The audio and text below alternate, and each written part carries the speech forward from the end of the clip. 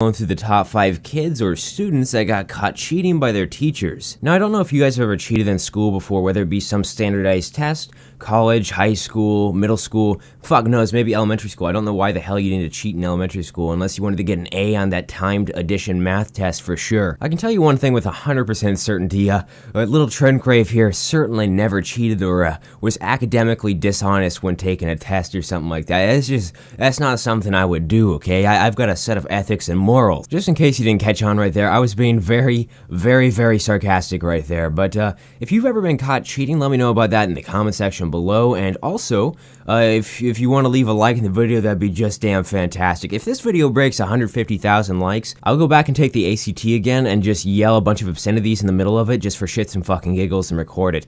I'm just joking. I probably won't do that. I just want likes, please. Thank you. Let's get into this top 5. And in the number 5 spot, we've got a video clip that doesn't even necessarily fit the fucking video title. I don't care, okay? Basically, this professor tried to fail his entire class because some of them were cheating and a lot of them were just disrespectful to him, and he was being kind of a whiny cunt about the whole situation, and he decided to do this, and it just completely backfired on this guy. In the email Mr. Horwitz sent to his students, he calls them a disgrace to the school.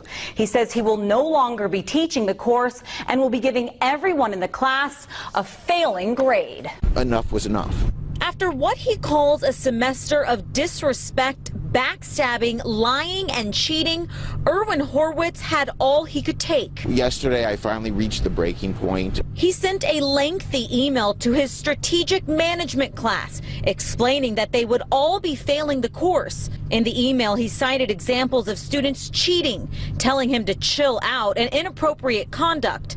He said students spread untrue rumors about him online. And he says at one point he even felt the need to have police protection in class. Dr. Patrick Loucharn, the vice president of academic affairs at the university, made it very clear that although they respect Mr. Horwitz, his failing grades won't stick. None of them have failed until the end of the class. Moving on to number 4, we've got some crazy ass cheating that was done in some Indian schools. And you see, these kids, they really need to pass this test because in order to further their education and continue going on in that education cycle, they have to pass this test. So if they fuck it up, they're kind of fucked. Now, I'm sure a lot of you guys have had your parents help you guys with some schoolwork or something like that. You know, maybe you're having a lot of trouble with that book report and you had mommy sit down at the table with you and help you go through it. But these guys, they took that to a whole new level because these parents were doing a bunch of like parkour shit to cheat with their kids, and it was just insane.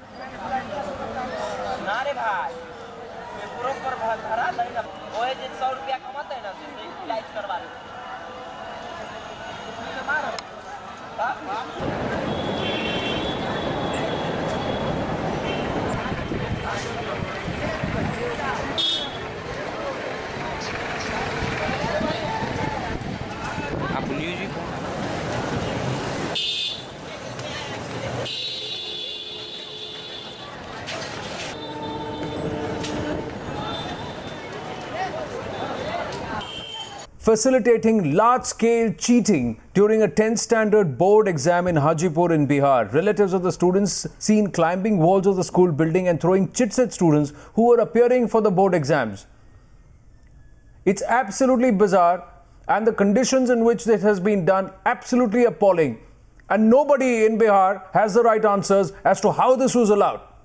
Heading over to number 3, we've got a huge cheating scandal in Atlanta, and this had a bunch of different people involved, a superintendent, principals, teachers. It was just massive, and basically what was going on was they were fixing students like bad tests or whatever, and like filling in the correct answers and the ones that they had wrong, like after school and stuff like that, so that the standardized tests look like the kids were doing a lot better than they actually were. And these people got a ton of credit for changing these kids around and getting their grades up and all that kind of stuff, only for it to be like exposed that they were cheating and like doing it fraudulently the whole time. And this isn't fair to the kids learning, but of course, I mean, if I was in the situation of the kids and they were changing my test to be better, I can't say that I'd be too mad about it.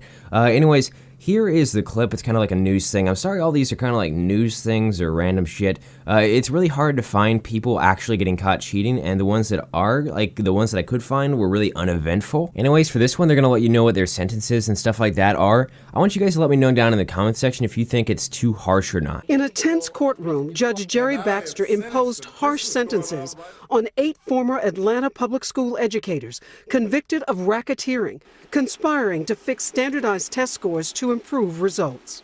There were thousands of children that were harmed in this thing. This is not a victimless crime. 3 disgraced educators, former teachers and administrators, were sentenced to 20 years, serving 7 in prison, the rest on probation.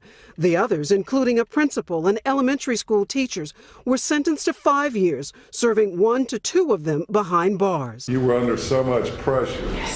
Yesterday, the judge heard from dozens of character witnesses pleading for leniency. Have mercy on my daughter, please. I'm giving you some opportunity. And so Judge Baxter asked both sides to agree on a fair sentence that included admitting guilt. Otherwise, he would determine a punishment. I've got the fair sentence in my mind, and it involves going to jail. All rise. Back in court today, only 2 decided to take the plea, which included home confinement or weekends behind bars. The judge admonished the rest. All I want from any of these people is just to take some responsibility.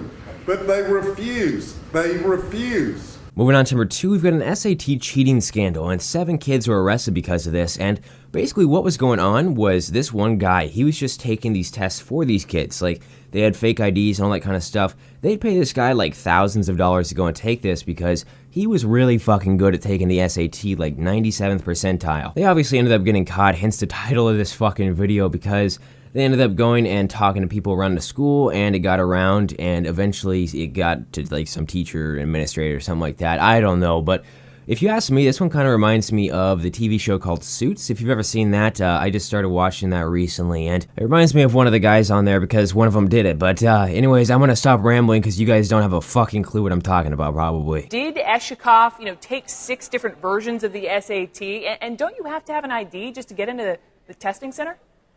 Well, he certainly did. He took tests for 6 individuals from the same high school where he graduated.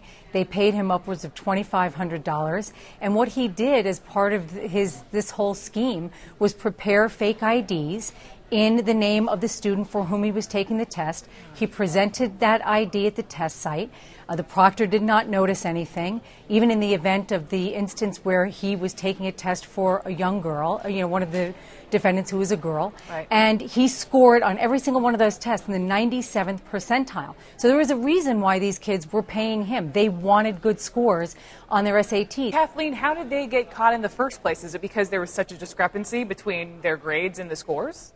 Well, it started, as most things do, with rumors going around the high school that certain kids had paid someone to take the test for them.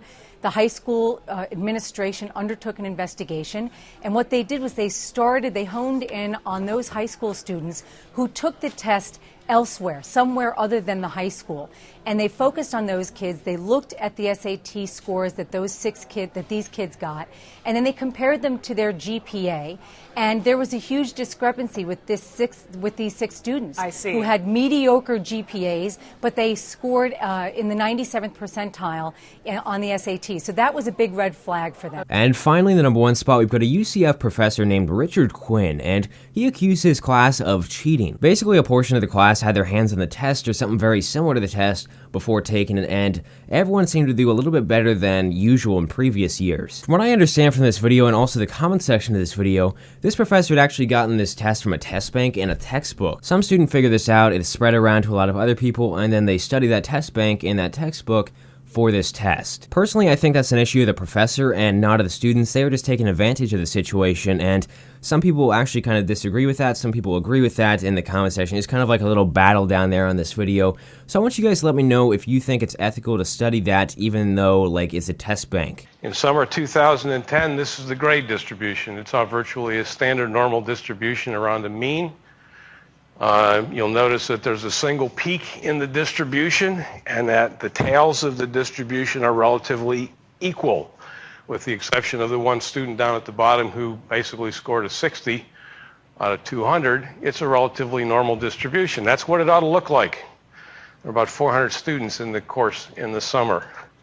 This is the grade distribution from this semester, and I think you can immediately notice the difference. This is what's called a bimodal distribution. Bimodal distributions exist when an external force has been applied to a data set that creates a systematic bias to the data set. The midterm exam grades are being tossed. Whatever you scored on the midterm exam no longer exists. Everybody in the capstone course is going to be required to retake a new midterm exam. The midterm exam makeup will be open for 51 hours. That's it. Those are the hours you get to take the makeup exam. I don't care what's on your schedule. I don't care what you have planned. If you have to give birth, you're going to give birth in the exam room. Because it's going to have to take a signed, hand-delivered note from God for you to get out of taking this midterm exam. Those are the clips that I have for today's video. Hope that you guys did enjoy it. If you did, make sure to leave a like in the video. Let's try to break 7,500 likes. That would be insanely awesome. I really appreciate you guys. Also...